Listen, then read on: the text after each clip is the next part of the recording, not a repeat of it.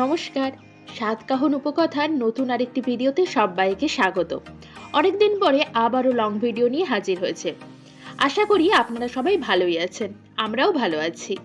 আপনারা দেখে নিশ্চয়ই বুঝতে পারছেন এটা কোনো বিয়ের ভিডিও হতে চলেছে। কিন্তু কার?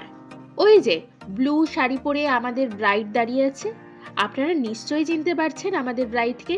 হ্যাঁ, সোনুর ছিল সেদিন আইবুড়ো ভাত।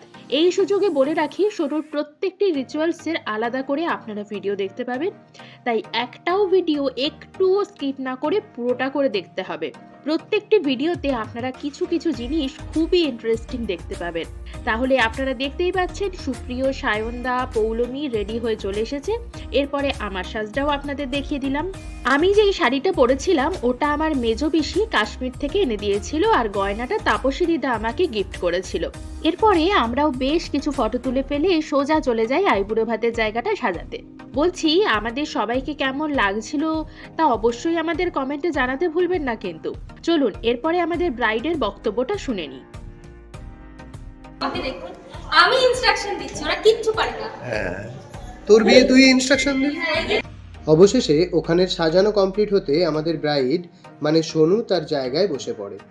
নিজের কিছু ফটো, তারপরে পরিবার পরিজনদের সাথে ফটো তুলে নেয়। আর এ হলো সোনুর একমাত্র ভাই বাবু। তারপরে সোনুর মা বাবার সাথেও ফটো তুলে নেয়। আমাদের পুরো গ্রুপের সাথে ফটো তোলা হয়, যা আপনারা ভিডিওতে দেখতেই পাচ্ছেন।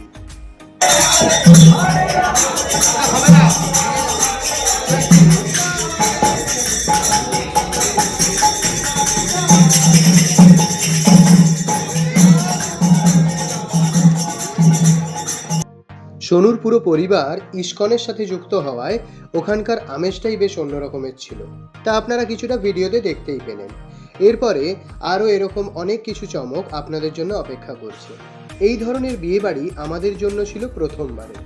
তো যাই হোক, সমস্ত ফটো তোলা কমপ্লিট হতে মা বাবা থেকে শুরু করে একে একে গুরুজনরা আশীর্বাদ করে নেয়।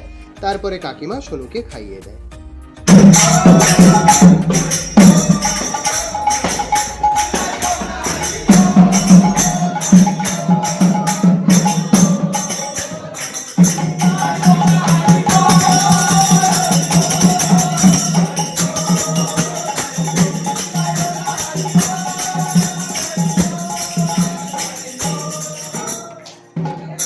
এরপরে সোজা আমরাও যাই খাওয়া দাওয়া করতে। ওখানে প্রত্যেক দিনের খাওয়া দাওয়াই ছিল সম্পূর্ণ নিরামিষ, এমনকি ইস্কন থেকেই রান্নাবান্নার ব্যবস্থা করা হয়েছিল। তাহলে চলুন এখানেই এই পর্বের ভিডিওটি শেষ করছি। খুব তাড়াতাড়ি নতুন ভিডিও নিয়ে দেখা হবে।